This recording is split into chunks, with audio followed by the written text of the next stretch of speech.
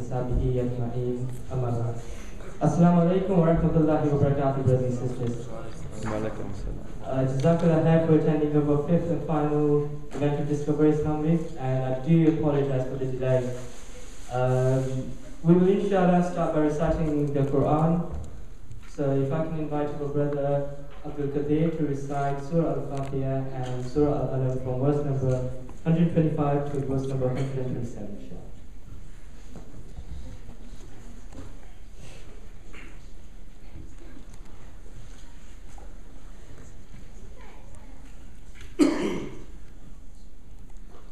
أعوذ بالله من الشيطان الرجيم. بسم الله الرحمن الرحيم. الحمد لله رب العالمين الرحمن الرحيم مالك يوم الدين إياك نعبد وإياك نستعين. اهدنا الصراط المستقيم صراط الذين أنعمت عليهم غير المغضوب عليهم ولا الضالين.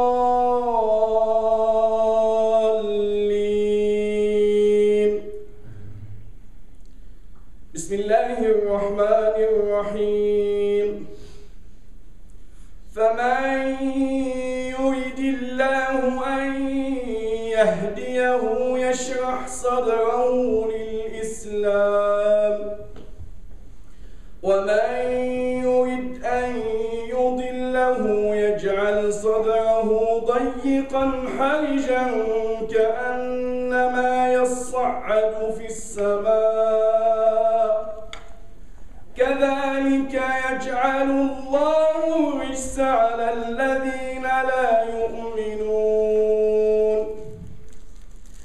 وهذا صراط ربك مستقيما، قد فصلنا الآيات لقوم يذكرون. لهم دار السلام عند ربهم وهو وليهم بما كانوا يعملون. صدق الله العظيم.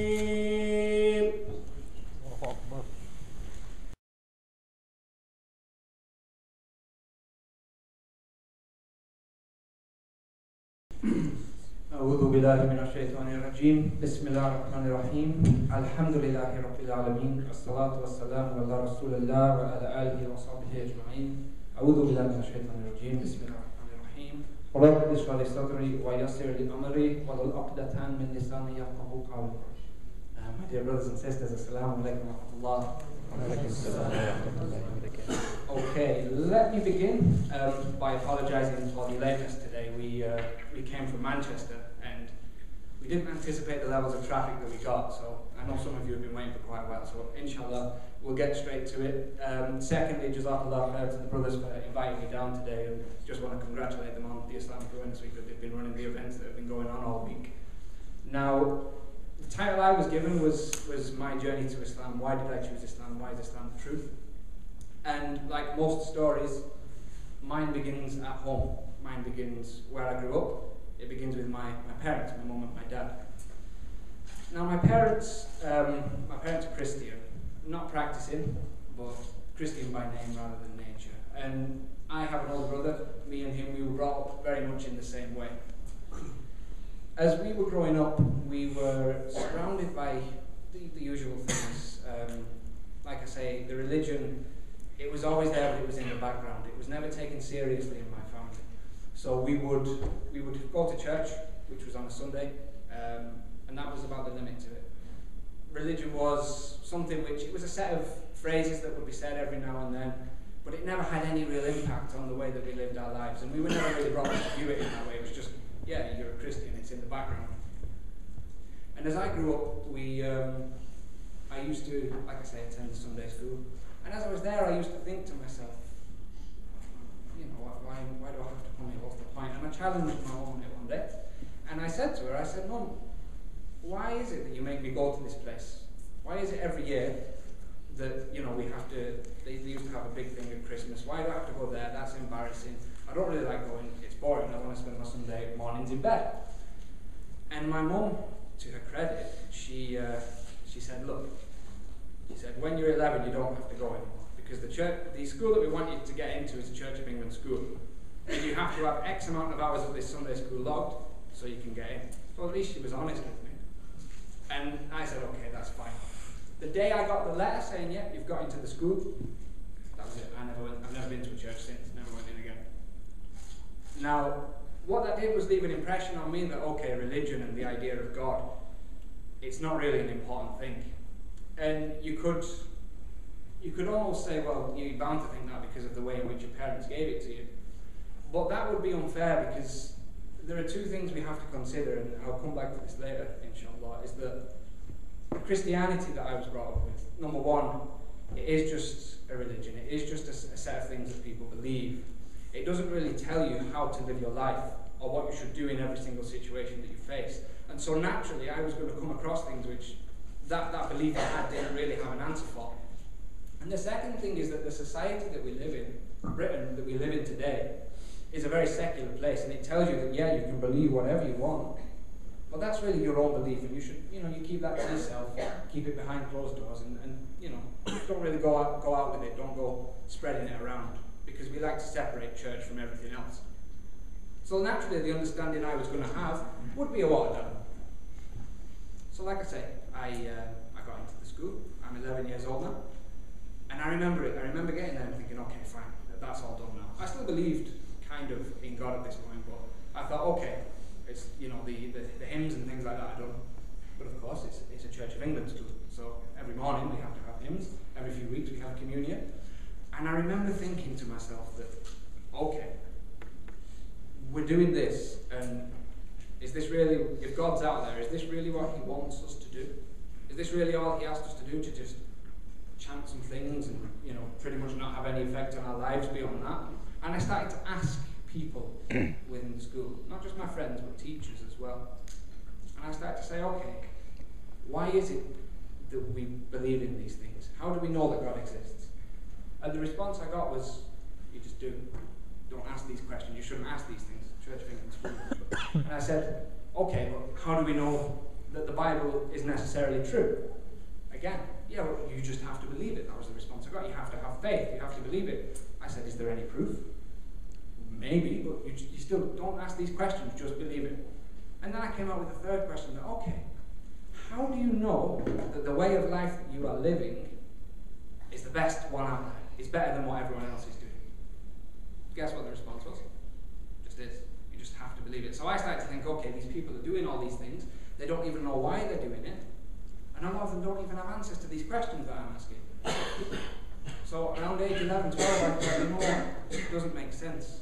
With all the injustice and all the hardship in the world, there is no God. And that was it. I rejected it. Rejected religion completely, the notion of it. And at age 12 became an atheist. Well, there's nothing out there. So then, you can imagine a 12, 13, 14-year-old. As you start to grow up, I've now completely removed the idea of God, of heaven or hell, of any accountability from my life completely.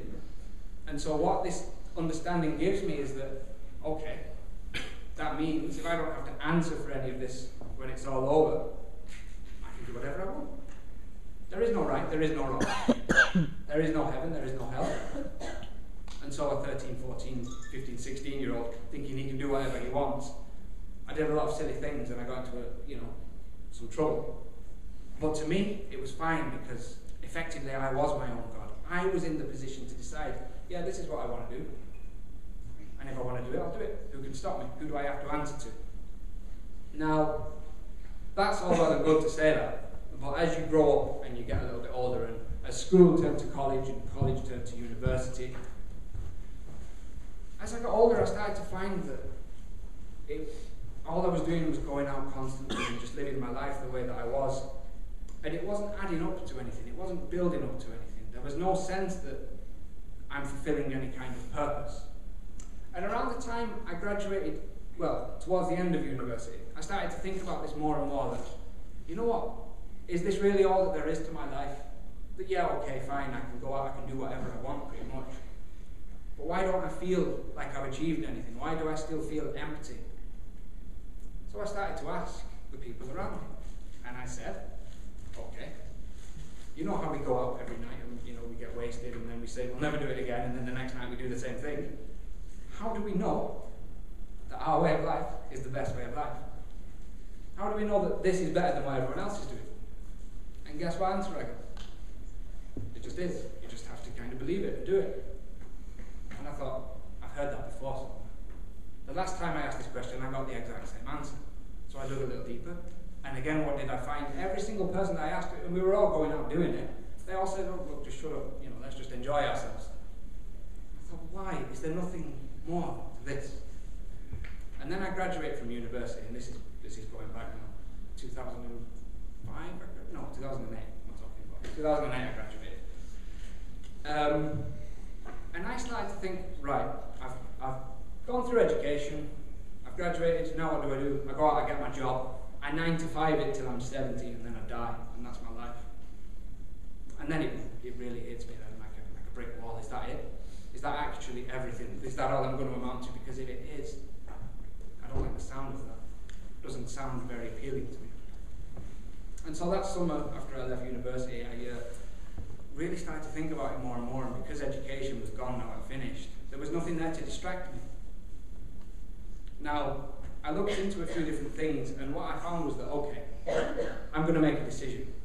If this is all there is out there, and there's nothing, no kind of purpose to life, no reason that we're here, that's fine, and I'll carry on living my life the way that I am.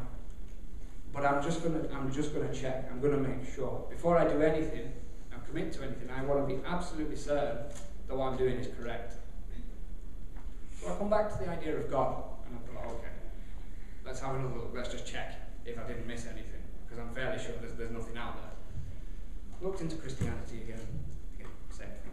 Looked into a few different things, again, same thing. Now what had happened, while I'd been at uni, some of you might hate me for this, when I went, the fees were only 1,200 quid a year. That's all I had to pay. So I got a part-time job and paid for university myself on the weekends. And what happened was, the place where I worked throughout uni, a lot of Muslims worked there. An awful lot of Muslims. It was a massive place, and about 1,000 people maybe worked there across all the shifts. And out of those, a good 75% were Muslim. So we're talking at least 750 Muslims are there.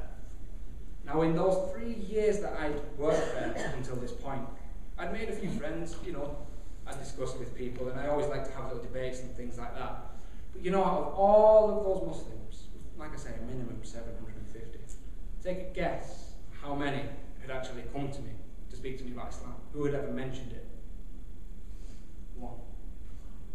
Out of 750, only one brother ever actually said anything that, oh yeah, okay. It was nothing major. He just used to say, oh yeah, you see, we believe this because I'm a Muslim, and so on and so forth. Oh, I'm just going to pray because that's what we do. We do it 5 times a day. So I had a rough idea. He was never trying to convert me. He was just telling me about his beliefs. So it always stuck in my mind that, oh yeah, that guy, Muslim, yeah. And so what happens is, when I come back to this now and I'm looking at all the different ways of life, all the different ideas out there, I thought, okay, what about Islam? And this is around the time that the cartoons of the Prophet ﷺ were published, the Danish cartoons. And so I'd seen it on the news.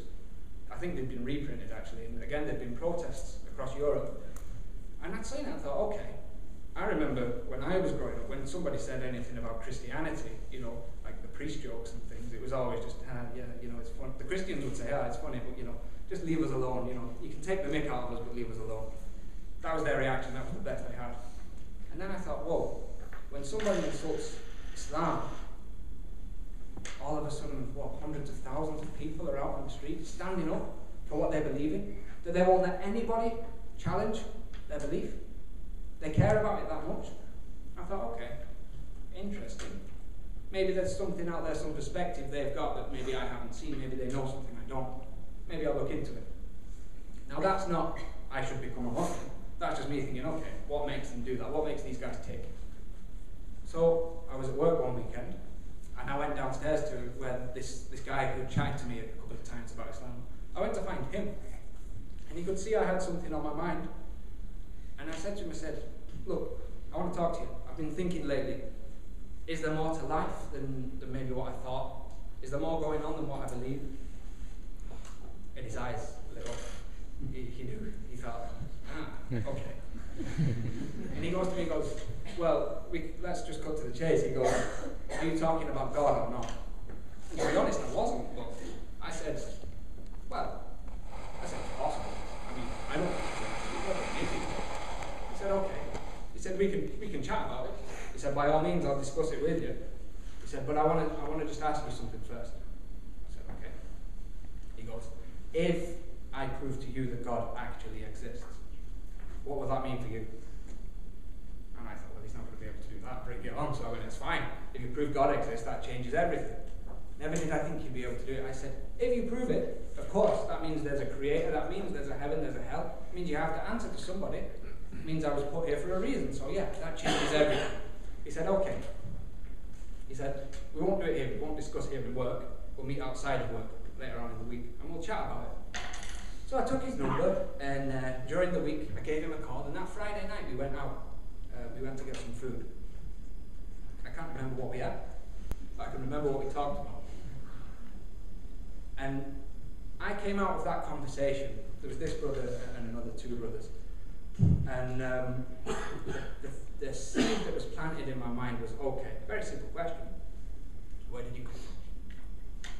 Now, when they asked me that, they said, okay, where did you come from? You just have to go away and think about that, that's all. I thought, right, I came from mum and dad. Easy. Finished, answered.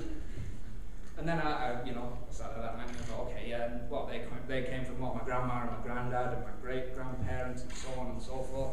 And they came from the monkeys, and they came from the dinosaurs, and they came from the wizards, and whatever else they used to do.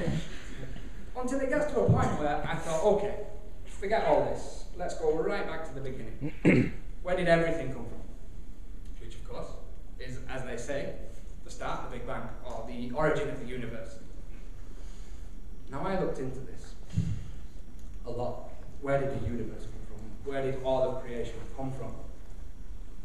And when you look at it, you find that nobody really knows.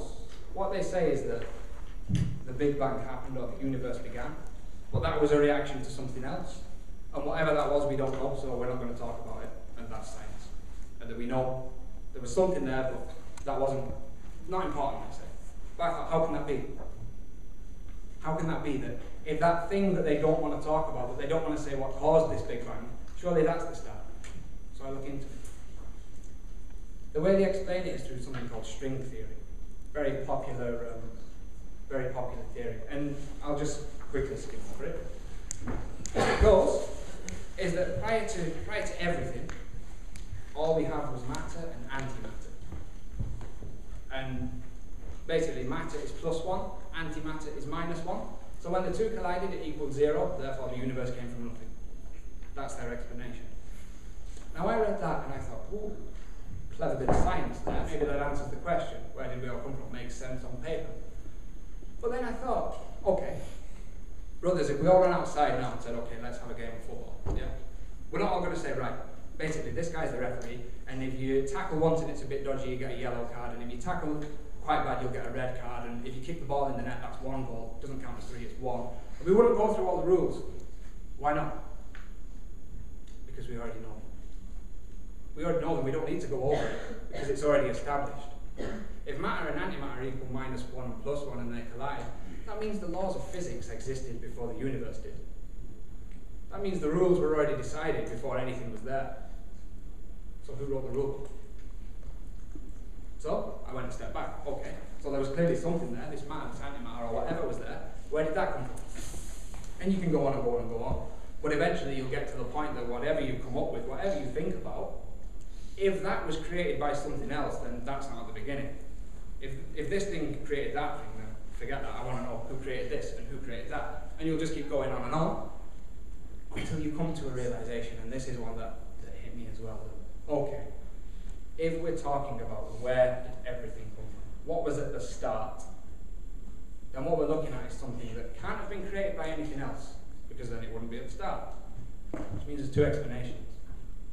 Number one, it decided to create itself, which is, well, let's look at that. Can you create yourself if you don't exist? No. If you're asleep, you can't think, right, I'm going to wake up now. Fudger would be, mashallah, do something else if I could do that. But no, you can't just decide to exist if you're not there. So that eliminates that possibility. There's only one other explanation. It wasn't created by anything else, and it didn't create itself. It was there all along. It was there all along. It can't have had any kind of beginning. Now this sets a very interesting precedent. Because what this means to us is that essentially this thing must have certain qualities. This thing that wasn't created by anything else, what can we work out about it? Okay. If it was there all along, that means it's infinite. If it decided to create everything, that means it's got a will of its own. If it's been there forever, i.e. it was there forever, it was flawless. People, things, they get old, they die, they rot. This thing, if it was everlasting, can't have had any imperfection. So now I'm thinking, okay, there's an infinite thing, it's flawless and it's got a will of its own. Sounds an awful lot like God, but I wasn't ready to admit it. I was, no. There's just something out there. I admit that, because I couldn't disprove this argument. So I came back to the brother, and I said, all right, this is where I'm at. This is what I've got. He said, very good. He said, next thing we're going to talk about is the Quran. Now, when he said that, that was when it twigged in my mind then that, he's trying to convert me. Now, my initial reaction was, whoa, okay, yeah, fine, nice knowing you, but that's the end of that. And I kind of backed off, because as soon as he said it, I knew what his kind of game plan was, and I thought, well, I just wanted to kind of find out a bit more about it, and, let's not go over it. Didn't talk to him for a couple of days, and I started to think that, well, okay, I was talking about I want to make sure that what I'm doing is the best way of life, and that this is definitely true. Now this guy's got something, I haven't been able to disprove the last thing he gave me. What kind of a loser am I if I just run away and don't take the discussion on? How insincere is that? If I'm saying I want the truth, and then the moment this guy says something that I don't really like the sound of, I just run away. Doesn't really add up. So I went back to him and I said, okay, what have you got? Let's carry on. And he goes, okay, go away. And just read about the Quran, just look into it. So I thought, okay, fine, I'll go and look into it. It's the Bible for Muslims, whatever. I go home, go on Wikipedia, go on Google, have a little look into the Quran, and I knew a bit about. All I knew really was that it was the Holy Book of Islam. And as I look into it, okay, so it's not really a book, is it? No. This is a series of verses. This is speech that was just written down. I thought, okay, that's interesting. Well, didn't know that. Let's look into it a bit more. How many chapters are there? There's 114. Okay. And when you most of you are in uni, the first page on a book is acknowledgements. I'd like to thank this guy, I'd like to thank that guy. Turn the page over and then the book actually starts. So when I got my Quran, I look at it and okay, page 1, what's this? The opening. Okay, right, never mind, don't need to read that. Al-Fatiha. Next page, Surah Al-Baqarah. What's the first line? Because when I read university book, you know what the first line always said? I'd like to acknowledge this person and that person. This is an academic work, and if I've made any mistakes, I apologize. The first verse I read, this is the book wherein there is contained no doubt. And I thought, okay, that's interesting. If that's the case, then where did this book come from? So I started to look into the history. And as I mentioned, okay, it's a series of verses that are revealed over a period of time. And these verses, they deal with the deepest themes in the most eloquent language. They talk about the way to run a society, the way to reform an individual, the way to basically solve all of mankind's problems. And they're explained in a way that gets straight to the point, and yet it's so beautifully descriptive. And all this comes from the mouth of a man who can't actually read. And I thought, okay, alright, yeah, they say that. That's their claim, but how do I know that this is actually true? Back question. How do I know that this book is actually so special? So I started to read it. And what is in there, and this is in the English, of course, it does kind of make me sit up and think, okay, that's interesting. Some of the arguments it presented, because even a lot of the stuff about where did I come from and why am I here, Quran goes through this, talks about these things. And I thought, alright, the only way I can be sure is we need to verify the book. Because I'm going on the assumption here that it's not true. What do I find? I find that, okay, even at the time that this book first came about, I wasn't the first one to think that this isn't true. There were people back then who thought the same thing. And so the Quran, of course, is in Arabic, and the Quran comes down at a time when the Arabic language is at its apex. There are poets at the time who can basically, they've got the best lyrics, essentially. They can come out with poetry that blows the minds of the people who are there. And the biggest thing that a tribe could have was to have the best poet in their tribe. And then along comes this guy who can't read, and he starts with verses. There's something else. They're not just tribal singing songs, they're not just saying, oh, we're going to battle. No, this is something else entirely. This tells people how to live their entire lives. And even the poets at that time say, we can't match this. What this guy's got, we can't match it. But still there were people who didn't believe. And so the Quran, it gave them a challenge. Because the Quran's claim is this book is from God. And it says, if you don't believe that this book comes from God, there's a challenge for you. Produce 10 surahs, like what you see in this book. So all you've got to do is 10 chapters, matching the language that's in the Quran. And that means then that if somebody else can copy it, this must have come from a man as well. This can't have come from God if someone else can do it. And even with all these poets at the time, even with the Arabic language being the way it was at the time, nobody could do this. And the people, they wanted to. We all know how much they hated the Prophet ﷺ. They wanted to do it, but none of them can do it. None of them can meet this challenge. So what does the Quran say? It says, okay, can't do that. Produce one chapter, like what you see in this book. Just one. Just match the language for one chapter. And of course the shortest surah in the Quran is only 3 verses long. 3 verses. So that's what it's saying. All you have to do is 3 lines. If you can match the language in this book, then you've done it. You've proven that a man made this book up. But nobody can do it. Nobody can do it. So I read that and I think, right, okay, yeah, that's interesting.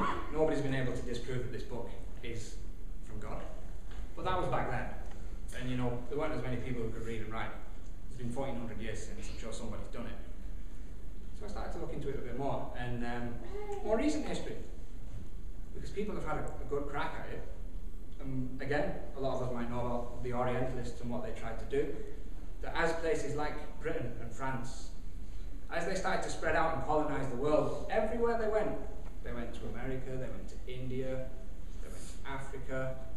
Everywhere they went, they found that, okay, yeah, these people, initially they'll resist, but over time they just give in and they just submit to us. Empire. So no matter where we go, it's okay. Eventually they'll stop fighting us and they'll just have to submit to our superior authority. Everywhere they went, this was the case, except for the Muslim world.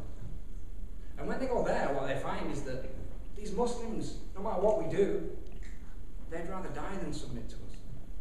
They're submitting to some other guy. They're not listening to us. They don't seem to recognize our authority. Why is that? And they looked into it and they found that, okay, they claim they've got something better. They claim that their book is better than what we're bringing. That their way of life is better than ours. So what we have to do to break the will of the Muslims, we just disprove their book and that's it, done. So they tried. And they spent a lot of money. And professors and institutes were set up, not just in Britain, France, Germany, lots of places, with this exact objective. Just produce a chapter like what you see in the Quran. And if you do that, you've disproven it. There's a lot of Muslims in this room, so that can only mean one thing. They didn't succeed. Again, it was never done. And a lot of the professors who were commissioned to do this actually took a shahada. Because they said, look, it's impossible. There's more, and scientists, everything have looked at the book and then said, okay, the language that we see in here, no matter what we do, we can match certain parts of it, but we can't get the whole thing. And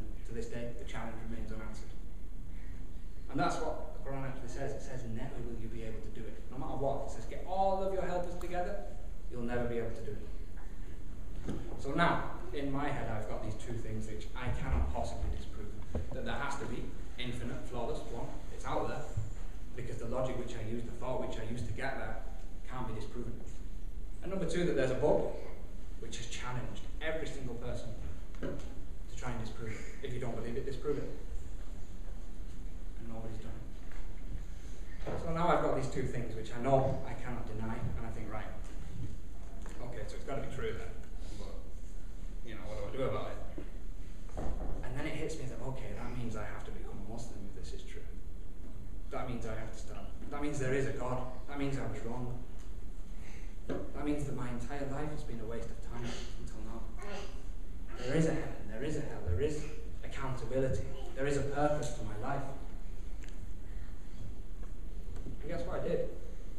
You think I went back to see the brother straight away? No. I thought me become a Muslim, I can't do that. It's just ridiculous. Where I lived was a almost 100% non-Muslim area. Just the place I worked happened to have the Muslims. And it was unheard of that this kind of thing would happen.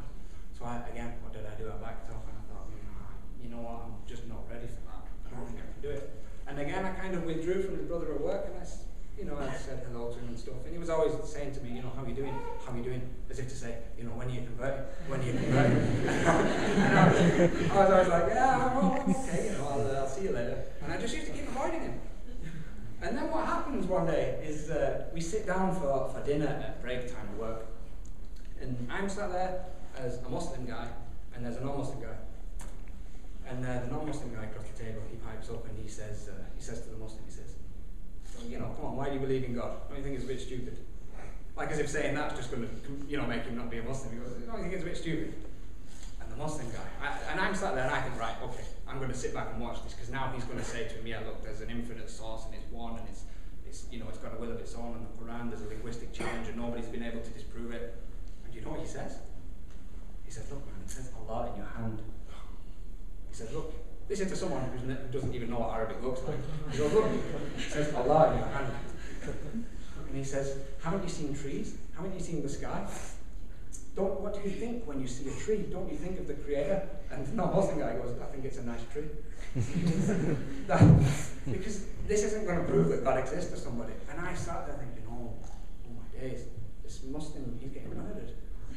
I need to do something. And so out of nowhere, I pipe up and I say to the non-Muslim guy, I'm going, listen, where did everything come from? And I go through the whole thing to this non-Muslim guy. A non-Muslim proving Islam to another non-Muslim. And we go through the whole discussion, and it's about maybe 10 minutes over the break. And we get to the end of the talk, and this guy sat across the table, he kind of sits there in silence for a little while, and he goes, it's an interesting point. I can't really disprove what you've said. But I don't care. He goes, I'm just going to live my life the way that I want to. And he gets up and he walks off. And I sat there thinking, well, this guy's an idiot. I've just proven to him beyond any doubt. He can't disprove a word I've said that Islam has to be true. And this guy's just ignored it. What an idiot. And I sat there for a minute and I thought, hang on a minute. I've proven to myself beyond any doubt that this is true. Beyond any doubt, this Quran is the word of God. And look at me. I'm just as bad as him. So I got up, I went, I found the brother at work. I said to him, okay, I'm ready. And the Friday after that, I took the Shahada. Now that was April in 2009. When I first came to this brother, it was about November 2008. So we're talking about 6 months for that whole thing to happen. A lot of back and forth, a lot of discussion. And what I found during that time, and this is, I said I'd come back to it, was that whenever I had a question about Islam, whenever I wanted a perspective on something, as soon as I went to the brothers, bang, it was there. They had an answer. Oh, Islam says this about that. Oh, Islam says this. I thought these guys are making it up. It can't possibly have all these answers. And then I'd go back and I'd find it. Oh yeah, it does actually say that. They do have an opinion on how to anything you want. Islam's got some pretty detailed opinions. And I thought, nah, you can't possibly have rules for these things, but it does. There is nothing that you can come up with that Islam does not have a rule for. Why? comes from the infinite. The remit of Islam is limitless. It can solve every single problem that mankind has. Why? Allah subhanahu wa ta'ala says in the Quran, in Surah Ibrahim, Alif Lam Ra, كِتَابًا أَنزَلْنَاهُ إِلَيْكَ لِتُخْرِجَ النَّاسِ مِنَ الظُّلُمَاتِ إِلَى النُّورِ. We have revealed this book unto thee so that you may lead mankind out of darkness and into light. That this has been revealed to solve your every problem, and it's come from none other than God himself. And yet what I found was that, okay, there are a lot of Muslims out there who, don't they know this is the truth, because I see them doing things that they shouldn't be doing. Surely they know that Islam is correct. And then this was something new to me, that yeah, they know, but they're not necessarily doing, everything that they should be. And I thought, well, they've got the best thing ever. Now I'm going to give you an example. When it came out, it was the best thing ever. iPhone 4. Not now. If you got one of these and you said, look what I've got. I spent 500 quid on it. Trying to show it off to everyone. And they went, okay, what's it for? And you went, well, you see that wobbly table, You just put it underneath here and it stops it wobbling. It's great. What would you say to the guy? Are you an idiot? It's not for that. It's not meant to do that. It can send text, it can ring people. Angry Birds. Don't you know what it can do? You'd explain it to the person and say, it's capable of so much more. A human being is capable of so much. We have eyes that can look at things they're not supposed to. We have hands that can get involved in things they're not supposed to. Tongues that can utter things they're not supposed to. Feet that can carry us to places we're not meant to go. But those same eyes, they can cry at night out of fear of their Lord. Those same hands can turn the pages of the Quran. That tongue can enjoin the good. It can forbid those things which are evil. And those feet, they can carry you in the path of Allah. It's all about knowing how to use it. Now, if I was doing that with my iPhone, the first thing you'd say is, haven't you read the manual?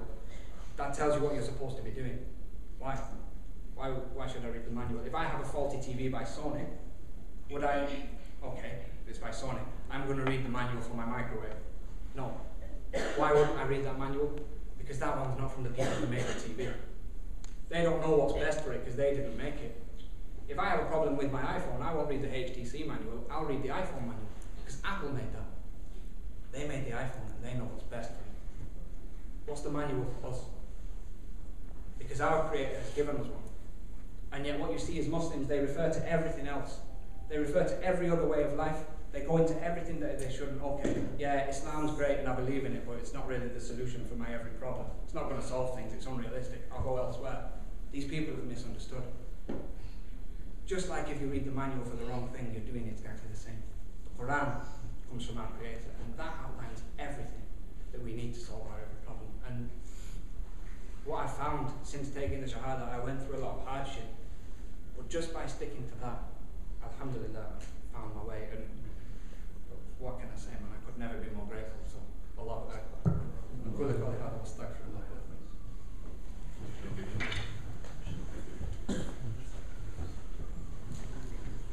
Jazakallah, brother. We'll now proceed to our Q&A session. So if you've got any questions, please raise your hand, or you can also write your questions on the paper and pass it down, please. You mentioned in terms of after you left university, you left the distractions as well. So, in a sense, you're implying that university deterred you from finding Islam or discovering Islam. What would you advise us, or what would you advise us to advise on Muslims? With that one, I mean, like I say from personal experience, it was always bugging me in the back of my mind, but it was never something that I felt the need to address until really I had the time to. And yet, had somebody pushed that issue on me, had they known what I was thinking at the time, they could quite easily have brought that bubbling up to the surface and probably challenged me earlier on it, made me think earlier on it. And this is coming back to the point I just made at the end there, that because we've got Islam and because it is what it is the truth and it is the best way of life, sometimes we don't appreciate that people who don't have that and people who are living other ways of life, they will think that what they're doing is the best thing for them to do because they don't know about any alternative. If you live on your own and let's say we'll use the iPhone again. If you're doing something a certain way and there's a quicker way to do it, how are you going to know until somebody tells you? You're not going to have a clue. Just like people today, they'll live their life the way that they're living, and they may not even be content with it. Look outside, look at what people are doing. People are sick of it here. Their lives, the economy, the struggle that people are going through. Look at things like the Occupy movement. People are fed up of the way of life that they've been given here. And yet they don't feel they can do anything because they don't really know that there's an alternative. Yeah, they know there's a thing called Islam. But where do they get their Islam from? What tells them about Islam? The Daily Mail, Sky News, these things. And they don't paint a very nice picture of us. And so when these things come out and there is this negative propaganda, that's a good way to actually start a discussion. To actually give them a perspective on Islam and say, you know, Islam actually says this. And really, it's not about just tell them about Islam. It's about show them that Islam is an alternative way of life and a superior one. And that whatever problem they're having, if there is something bothering them now, or if there is something specific, address that. And if not, just provoke thought, agitate thought. Because the Prophet ﷺ, when he went to Quraysh and he talked to them, he didn't just say, Allah is one and I am his messenger. He challenged the beliefs that Quraysh had at the time, the burying of the daughters, the gambling, the cheating. He challenged these things and he said, you know the way that you guys do things? Our way is better. And that was to agitate them and to make them think, oh, he's got a point. In the exact same way, we should try to provoke thought amongst people. Rather than just simply, don't just give them a leaflet on Islam and think that's it. You have to show them that this is something serious. This will blow your mind if you know what it really is. And really that's the advice I give, that show them that Islam is not just an alternative, but it is superior.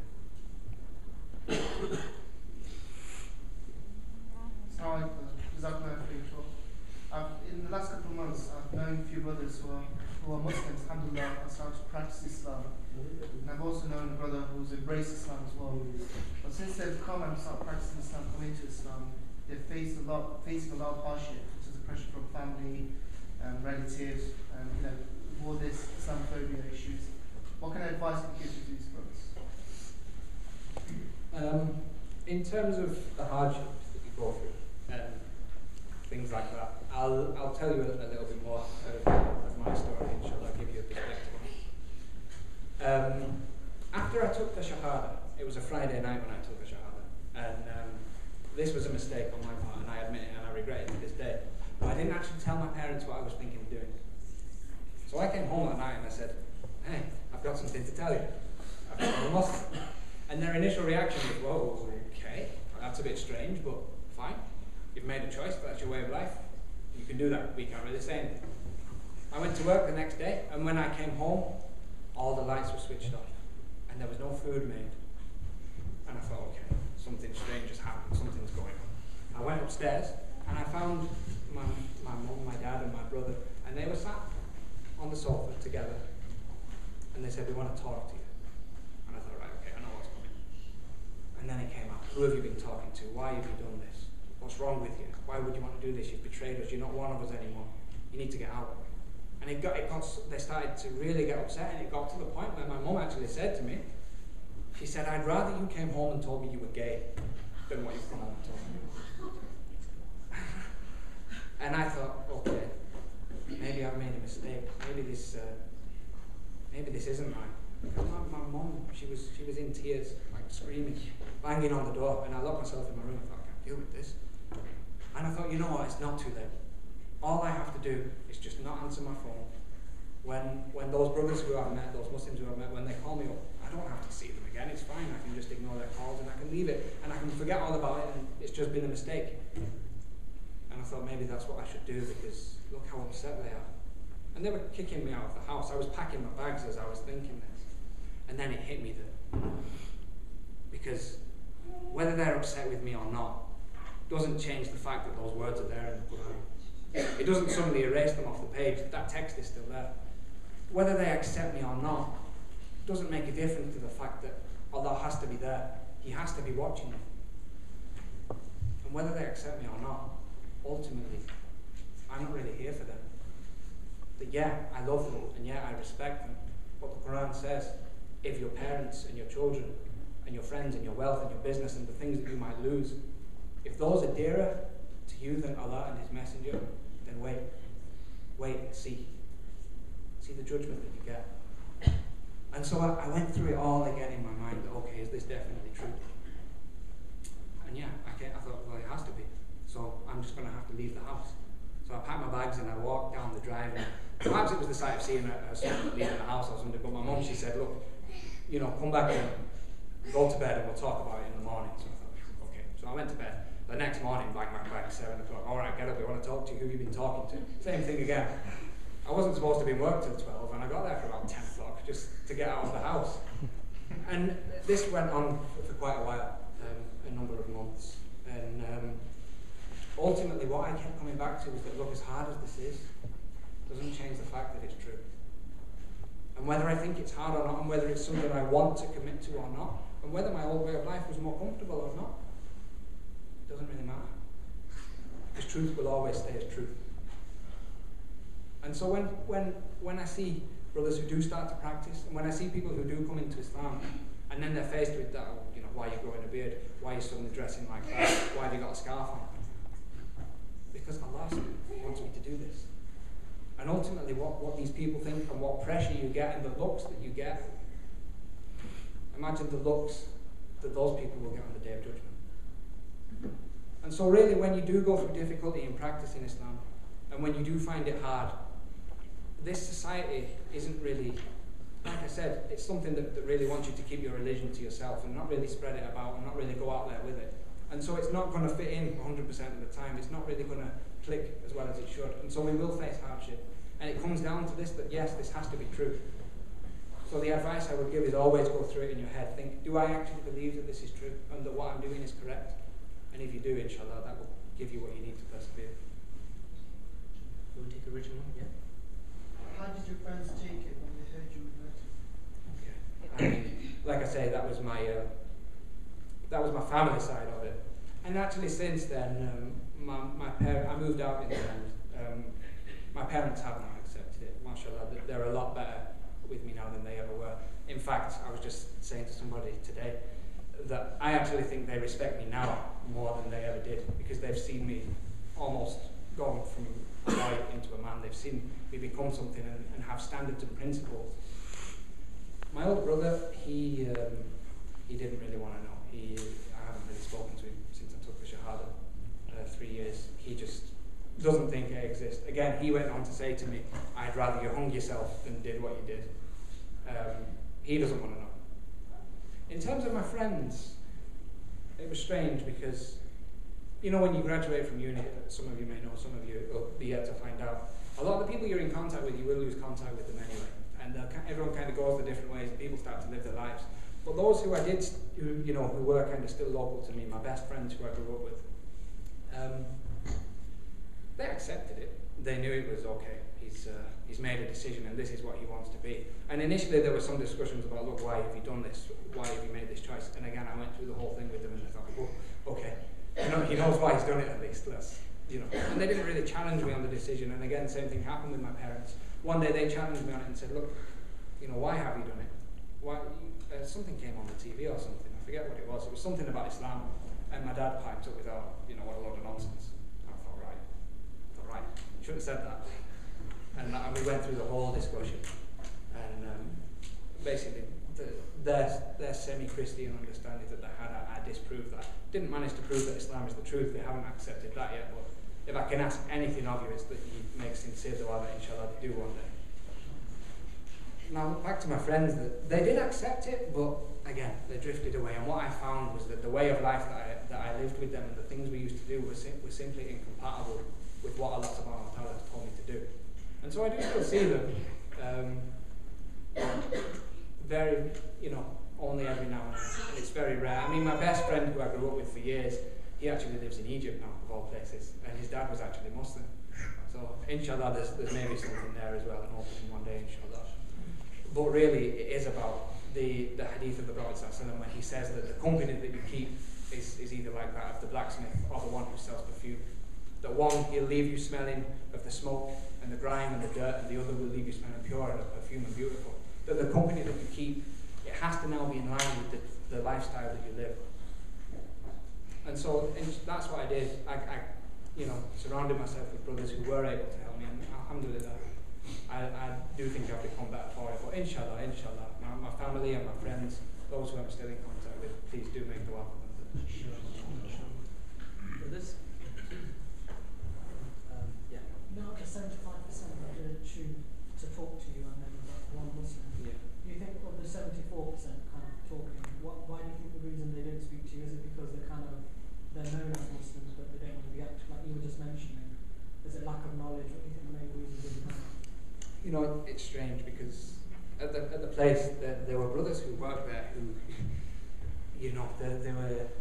I mean, there was one brother there who he'd studied in Darul Uloom, and he'd been abroad. He'd studied abroad. He had a massive beard. He came in every week wearing the jubba, everything. And this brother never said anything to me about Islam. He didn't really talk to me. And there were plenty of them, brothers there they came up fully dressed, you know, mashallah, they went to pray, everything, but it never occurred to them to come to speak to me about Islam. 2 reasons, I think, for that.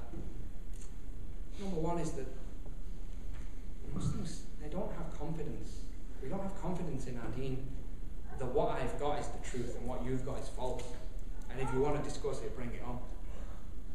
If you know that, if you have that thought when you go into a discussion, even if this person throws something at you that you can't necessarily answer, like I say, Islam's got a rule for everything. You can say, okay, I'll come back. We'll come back and we'll discuss that later. And that's what actually happened with me and the brother who I was chatting to. Sometimes I came out with things that he didn't really know how to answer. And he went, okay, I'll come back. And mashallah, he did every time he came back. So confidence. Muslims, they don't have confidence that what is our deen actually worth to us. You know, at the masjid local to where I live, they gave a talk last September, August, just after Ramadan, and it was about how to survive university. Don't know why I went, because alhamdulillah, I graduated. I'm so glad I did. I'm so glad I went to university before I was Muslim. SubhanAllah. You guys go through some trials.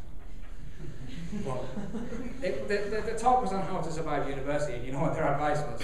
It was basically, if you get into a situation when somebody challenges Islam, don't talk to them. No, SubhanAllah, is that what your deen is worth? That if somebody says something bad, you just go, yeah. Is that it? No, our deen is the most beautiful thing imaginable. And if somebody does change it, we should know that. We should have confidence to think, hang on, not be aggressive with them, but think, who are you to challenge it? And to learn the arguments. If there are arguments out there, if there are things that people say, oh, you guys, you have 4 wives, that's barbaric. You say you can sleep with as many people as you want every night. Which is worse? Which is more barbaric? That their way of life, they think that's better than ours? That they think our deen is again, and this is the second point, that it's just something that you should keep to yourself, keep it behind closed doors, keep it in the mosque. Like I say, Allah subhanahu wa ta'ala revealed this book to lead mankind out of darkness and into light. And so it's these 2 factors that the society we live in naturally, religion isn't taken seriously. And this has affected a lot of Muslims, that they don't feel confident to go out there and to talk about it. And even though these brothers, like I mentioned, where I worked, they were very pious people. Because maybe they didn't feel comfortable chatting about it, because maybe they didn't think that, oh, he's going to be interested. They just left it. Yeah, maybe I wouldn't have been interested, but the least they should have done would have been said something about it. And like I say, the brother who did eventually get me to take the Shahada, he never even approached me with intention of converting me. Whenever he mentioned Islam, it was just telling me little bits about it, so I had a perspective, so I knew that, okay, these Muslims, you know, they kind of know what they're talking about. At least they know why they're doing what they do. And so confidence, brothers and sisters, is key. When the Prophet ﷺ went out there, when the Wahi first came and he got revelation, and he went home to Khadija radiallahu anha, and he was wrapped in his cloak. When the command came for him to carry this message to mankind, what did he say to Khadija as he left the house? She said, "Where are you going?" And he turned around and he said, "From this day, there will be no rest." Because he understood that this is something now that I have to take out there. I'm not just going to keep it at home. I'm not just going to stay and just live my life in my own little bubble. I'm going to go out there and I'm going to tell people about this. Which, inshallah, is a duty on all of us. We'll take another question. What advice would you give to Muslims that refer to other than the deen of Allah? Are you allowing the society to dictate what is right and what is wrong? Again, the whole thing about the manual. That we've got a problem and we need to solve it. Okay, should we look at Islam and not fact, it doesn't even get that far. That question doesn't even get asked usually. It's just let's ask around. Let's ask people what can we do. That they won't even think of Islam as a solution. And so people that start to live their lives according to everything else that comes up. Now, again, there's a hadith of the Prophet ﷺ. He warned the Muslims about the Ahlul Kitab, and he said, did they not make their rabbis and their priests their gods, their lords? And one of them, a Christian monk, he complained to the Prophet ﷺ, and he said, no, we didn't. We don't worship our monks. And the Prophet ﷺ, he said, oh, well, did you not make the halal haram and the haram halal? Did you not dictate to people the way that they should live their lives, other than what your scripture said, other than what you claim God said? And they said, yes, we did. And they said, that's why. Because for us, when we say La ilaha illallah, it doesn't just mean there's no God but Allah. It doesn't just mean one. It doesn't just mean oneness. When the Prophet ﷺ came with this message, why was it so controversial? Because it wasn't the fact he was saying there's only one God. The Quraysh, they ultimately believed there was only one. They just believed that the idols were intermediaries. And there were Christians and Jews at the time who believed that there was one God. They didn't have an issue with that. What they had an issue with was what the Prophet ﷺ was saying, was that we don't obey anyone else except Allah. He is the only one who can decide that which is right and that which is wrong. That was why it was so controversial. That was why they tried to stop him, because they understood, hang on, if people are only listening now to what Allah says, all of a sudden we're nothing. Our power, our tribes, everything is gone. And so they literally went to war with him to try to protect themselves, because they feared the importance of his message. So when Muslims now, when they look to other ways of life, again, have they really understood what their deen is? That this is something that, no matter what, you can solve any problem with this. And now, when this question comes up, and it's coming up a lot more and more, the relevance of our deen, and how does it practically fit into our lives? Number one is we need knowledge of it. We need knowledge of our deen. To be able to refer to it, you have to learn about it. Again, you're not going to know what Islam says if you haven't looked into it. But at the same time, if you don't know, you go to somebody for advice. And that person should be someone who is out there carrying this message, who is active in dawah, because they know, okay, this is how you should solve your problems. And a beautiful example of this is that, the Prophet ﷺ, he said, accept the truth even if it comes from someone who you hate. And that's about sincerity, that if somebody says something to you that's true, if somebody says, you have to do what Islam says on this, you should still accept it. And a very beautiful example, which, not someone who you hate, but again about someone who knows their stuff, someone who is sincere in their deen. When the slander was made against Aisha radiallahu anha, this was the most difficult thing that the Prophet ﷺ ever went through in his life. He said that not the wars, not the battles, not even seeing the Muslims get tortured. When the people in Medina said these things about his wife, it was horrible for him. Now he, at the time, basically, because it was so serious, revelation actually stopped for this time. No verses were revealed while this was going on until Aisha radiallahu anha was obviously declared innocent by Allah subhanahu wa ta'ala. During that whole time, nothing was revealed. And the people, the Sahaba radiallahu anhum in Medina, they started to get worried. And during this whole time, the Prophet ﷺ, he only spoke to two people about the issue. And then this is what I said about getting advice. The first person he spoke to was Ali ibn Abi Talib radiallahu anhu. And he went to him, and of course, he was his son-in-law. And so he didn't really like seeing how upset the Prophet ﷺ was. And his advice was actually, if this is making you feel so bad, you can get married again.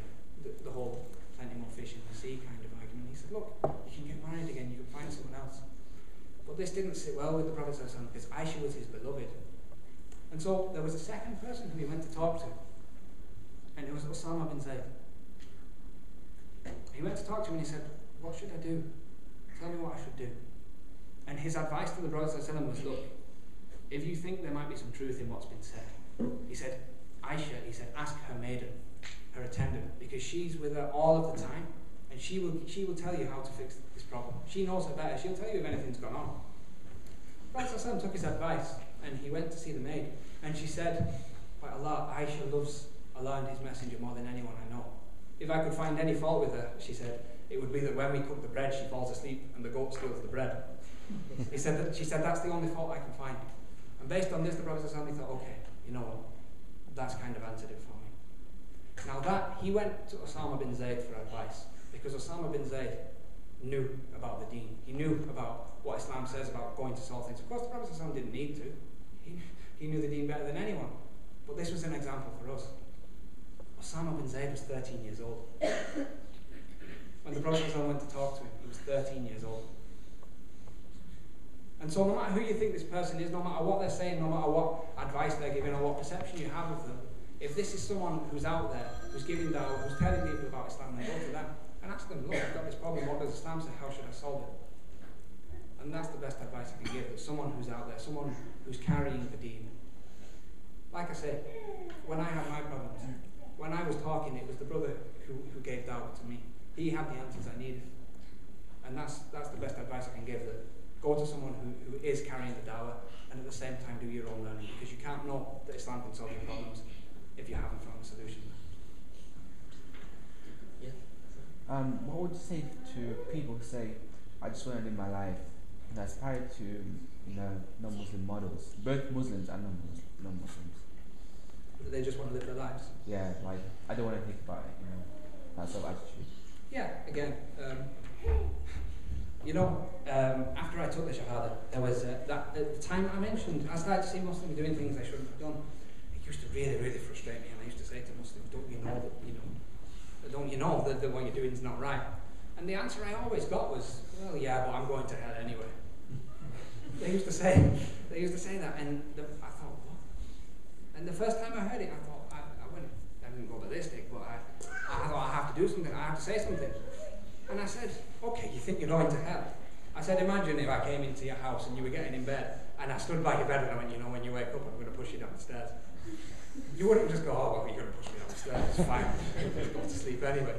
You'd be worried about it all night. You'd do everything you could. You'd go, Dad, there's some guy in the house and he says he's going to push me. You'd do everything you could to try and fix that problem, to try and sort it out. You wouldn't just leave it. If somebody says, oh, I'm going to hell anyway, would they really believe that? Because if they did, if they knew, yeah, that's where I'm definitely going, so, what can I do? They'd worry about it every night.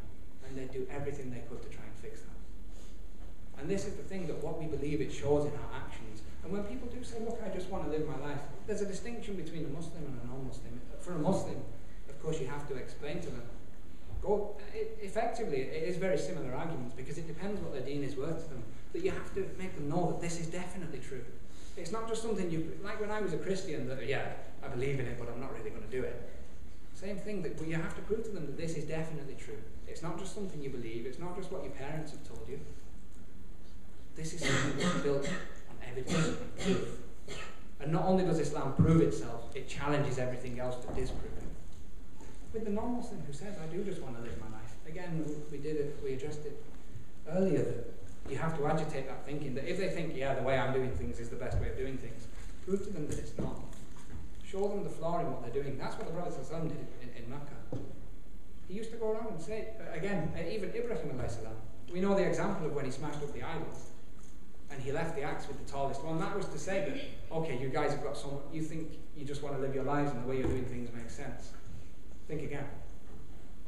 And that's the way to do it. You have to agitate that thinking within a person's mind, because that was what really pushed me as well. Take a written one. Okay. Sisters, have you got any more questions? Brother? I've got two questions actually. When you were talking about your parents that wasn't happy with you converting to Islam, have you ever asked them why? Yeah. Or what they say? They I've got another question apart from that. Okay. Is it because ever since the 9/11 has happened, a lot of people, their mind is set, and especially non-Muslim,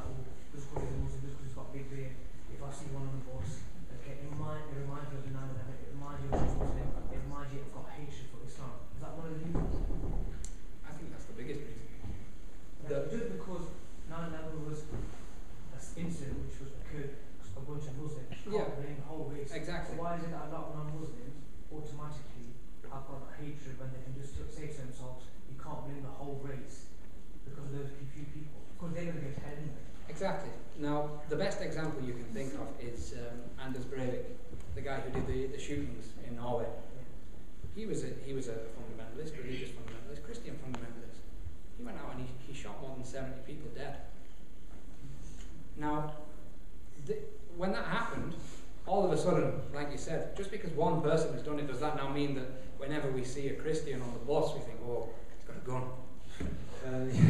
Better avoid it. No, because we don't just write them off like that. It's the actions of an individual or a group of individuals.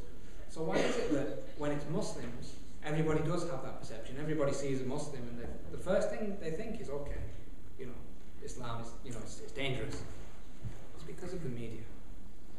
A fire will start as a little flame, but if you fan the flame, it'll burn the building down. The media gives such an image of Islam. You can't watch the news. Yeah, if you watch BBC News 24, you can't have an hour go by that doesn't mention something to do with a Muslim. No matter what, every single day, unless it's like one of the talk shows they have or something. If it's the main news and you switch that off, they'll mention Islam at some point. Why? Because the media is fanning these flames. You look in the papers, you look on TV, you look on the internet. Muslims this, Muslims that. Especially with, and look at what's happened. That they created this Islamic kind of bogeyman. But this is something you should fear, and this is something that people should stay away from. And so now when people think of Islam, they're instantly given this perception that, oh, it's something bad. And what they'll do is they'll find that, I was reading the Metro not long ago, and there was a story on it. It was a Somalian. And this guy, he was something like 110 years old. And he'd got married to a 17-year-old. Yeah? Now that had happened in Somalia, okay? Now that was on, I think it was like page 2 or 3 or 4, like right at the front of the paper, and it was a big full page spread, picture of them both, the happy couple, everything, talking about it. It's, tying it back to Islam, that, it was an Islamic ceremony, to create a perception in people's minds that this is what Islam's all about. No mention of the fact that how often do they uncover a paedophile ring or things like that in Britain? How often do they find that things even worse are going on? Yet they don't focus on that. They don't give those things a full page spread. Why? They'll focus on specific stories about Muslims to create a certain perception, to make us feel bad about our deen, to make us not have that confidence, and to make people just write it off and forget about it.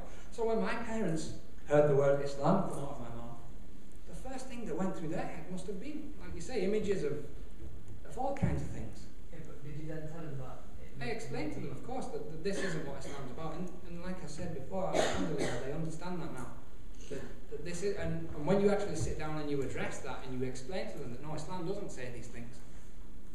Islam doesn't just, kill innocent people. It goes back to the original point where that probably has a knock-on effect on Muslims, especially young Muslims. Because Muslims then don't have having that confidence. kind of being as the other and not wanting to be, I'm a Muslim, that's fine, but I don't need to go on and promote it. Exactly. So what you were saying, do you not think, alhamdulillah, we should, like, if we take anything from this book, it's try and combat that and actually respect ourselves and know that we're proud to be Muslims, and actually try and combat views like what we see. you were saying, that people like that have, because when you finish university and you go to work, you'll meet so many more different people, it'll get worse by all means. You'll get different managers and everything that will judge you on your appearance and your religion and everything. And that's where it comes into play, that's where you can go out. Yeah, and that's where you can comment and giving that one and everything like that. And the thing is that, like I say, I explained it to my parents, and after 1 or 2 discussions, they understand that now. They understand that that's got nothing to do with it. Even, they used to, like I say, Islam's always on the news. I used to sit there at my mum and dad's house, and a story would come on about Islam, and I think, oh, no, I hope it's something good. Please don't be something, And it always was something bad. And so I always used to have to say, look, this isn't the case. There's more to it than that. I don't have to do that anymore. When something comes on about Islam, my parents, they know, oh yeah, it's not really true. Islam's not about that. Because they've seen in me an example. Now I was able to address that with them and talk to them about that. How many people out there are there who don't have that, who haven't had somebody come up to them and address them and tell them about it? And this is Muslims as well as non-Muslims. Even amongst Muslims, there are so many misconceptions about our deen. So, like the brother said, mashallah, that if I could leave you with a point tonight, it would be that yes, have confidence in your deen and do carry it out there to people. Because we talk about following what the Prophet ﷺ did. That's exactly what he did. That's what he was sent here to do. We take one last question now. One last one. Okay, that's sister. How do you tell someone that's already Muslim and they believe there's a God, but they're not sure of the God or whether Islam is the truth? How do you give dawah in that case? Okay, this is probably one of the most common issues. A Muslim who they're not really sure, they know there's something out there, but sure. What you have to do is understand, first of all, because everyone's different on a case-to-case basis. The people may believe Islam because it's what their parents gave them. They may believe Islam because it's just always been around them. It's just what you do. A lot of people, they'll stay with their deen even if they're not sure because they're afraid to do anything else. What we have to do is understand, first of all, the problems that these people are having. Why is it that they're not confident in Islam? Why is it that they have these worries? And then we address them. And we were having this discussion on the way here, actually, while we were stuck in traffic and didn't have anything else to do. We were talking about what should really motivate a person. Should it be their emotions, or should it be their thoughts? What should make a person think that, yeah, you know what, I need to do something? And the example that we used while we were in the car was whenever you see something on the news, something bad's happened to the Muslims or something like that, you get riled up and you think, you know what, I need to go out and I need to do something about it. Well, over time that will fizzle out. That will stop. The cartoons of the Prophet ﷺ I mentioned earlier, hundreds of thousands of people came out. They're still insulting the Prophet ﷺ today. But those people are not out on the streets. Why? Because when your emotions motivate you and when you do something because of a feeling that you get, feelings will fizzle out. Feelings don't last. You could be having the best day and think, yeah, you know what, I'm going to pray. I'm going to pray Isha tonight, and I'm not just going to pray my Farad, I'm going to pray my Sunnah, I'm going to pray my Nafil, I'm going to do the whole 17, and then I'm going to pray Tahajjud. And then the next day, a car can drive through a puddle and soak you, and you can think, well, forget it then. I'm having a rubbish day. And your motivation's gone. Because that emotional, that sensation you had is gone. And a lot of Muslims, a lot of people in general will go up and down based on how their life is going. And it comes back to the point we made earlier that whether you are having that difficulty or not doesn't change what Islam says, doesn't change that it's there. And so really, if a Muslim is having that issue there, they're not really sure about Islam, they don't really know if it's the case or not. More often than not, these people are being motivated just by their emotions. That the first night of Tarawih, they'll be there. Second night, they'll be there. Third, fourth.